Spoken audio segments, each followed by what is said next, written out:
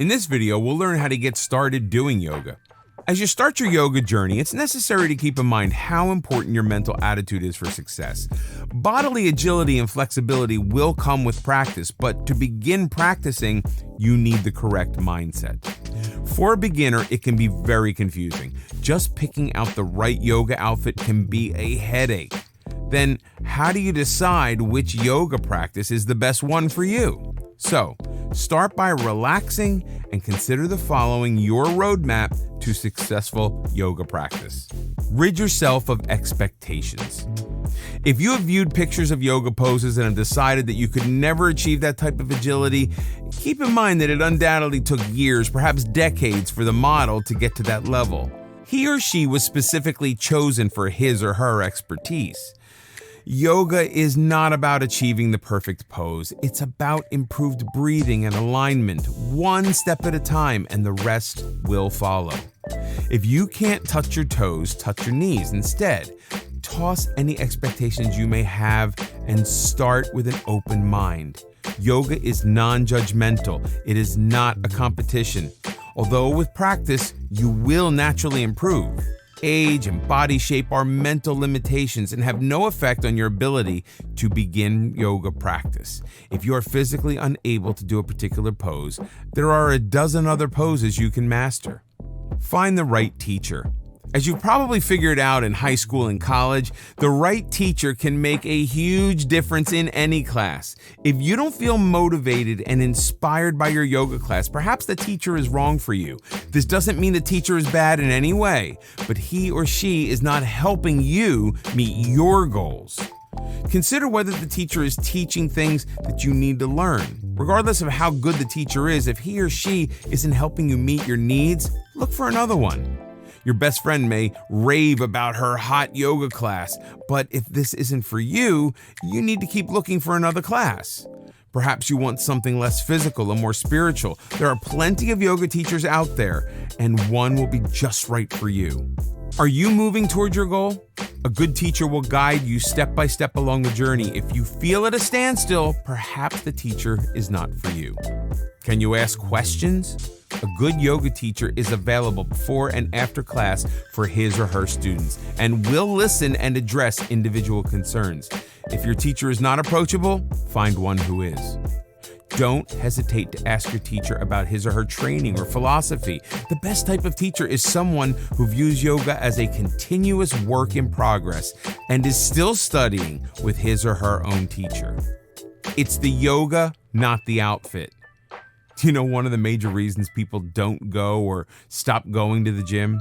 They feel self-conscious among a group of perfect bodies. Yoga has become so trendy, people are actually fretting about which designer outfit is best and what color mat they should buy. Do you really need $125 Dior pants to attain enlightenment? Wear whatever feels comfortable and don't compare yourself to anyone else. Yoga is a personal journey. As mentioned in this video course before, it's not a competition. All you need for yoga is a simple pair of leggings, shorts, tank top, or t-shirt. Seriously, you're not trying to make a fashion statement. The only thing you need to keep in mind is comfort. Special outfits are available for hot yoga. You'll want a yoga mat that lasts, so do choose a quality mat. It will be an excellent investment. Some yoga classes can cost up to $20. This can add up, but it shouldn't be a deterrent to get started. There are ways to practice yoga on a budget. The local YMCA, gyms, and some community centers frequently offer yoga classes at low rates. During warm weather, yoga groups may meet at local parks. When signing up for class, buy in bulk.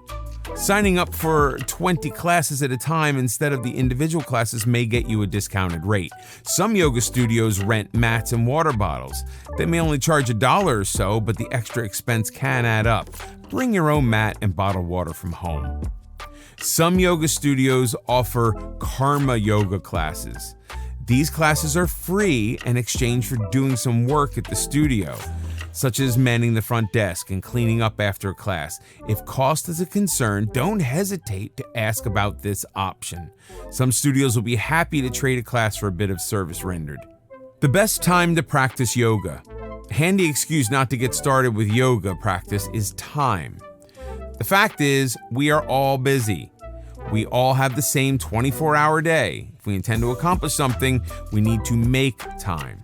Traditional yoga involves sunrise or sunset, but using any time for yoga is better than no yoga at all, although practicing yoga on a full stomach is not a good idea. Get up an hour earlier than usual and do your asanas before you do anything else. It energizes and activates your body and mind in the best possible way. The physical poses get your body going while the breathing clears the mind. Yoga intentions. Some yoga teachers ask you to set your intentions at the start of the program. What exactly does that mean? Setting an intention is not needed for you to enjoy the benefits of your yoga sessions, but it can take them to a higher level. Setting your yoga intention brings yoga into your daily life. Yoga doesn't stop when the asanas are done. They are supposed to be at the beginning of your spiritual journey, not at the end. Yoga was originally developed as a spiritual quest. The rest simply followed. Intentions clarify your purpose in practicing yoga. It focuses on a personal quality that you wish to improve or enhance. Perhaps you hope for greater patience, awareness, or compassion toward others. Maybe you wish to let go of past hurts. Make that real in your mind. Your intentions are the bridge between your poses and the rest of your life. Yoga's not like walking out of the gym and forgetting about it until the next class. The mental practice should be part of your daily life. You will set your mind to make it real by keeping your intentions in focus. That is genuine spiritual elevation. Before you begin, talk to your doctor. It's true that anyone can practice yoga. However, you should discuss any possible limitations with your doctor before getting started. This won't prevent you from doing yoga, but it might simply limit a few movements to prevent injury. Your doctor might also have some ideas about which type of yoga is best for you. Having a doctor who is knowledgeable and supportive of yoga is a tremendous asset. Slow and easy does it. If yoga is a new experience for you, it is natural to be excited and jump right in. But the goal of yoga is not who can do the most poses in the least amount of time. Yoga is a slow and deliberate process. Each session should be devoted to making poses easier. Work at your own level of comfort. It cannot be stressed enough that yoga is non-competitive. If certain poses are more difficult than others, simply practice them more until they become easier. There's no time limit for mastering yoga poses. When poses become easier, go a bit beyond your comfort zone to reach the next level, but never to the point of physical discomfort. Begin at your own starting point. Joining a new yoga class where everyone else seems to know what they are doing can be intimidating, but that is the case when you begin any new endeavor. Regardless of anyone else, you are your own starting point. It is entirely irrelevant that everyone else is able to balance on one leg for 60 seconds while you keep tipping over. Instead of fretting, enjoy the progress as you keep improving. Savor who you are every step along the way. Self-acceptance is the essence of enlightenment. The spiritual side of yoga encourages compassion. Start with yourself.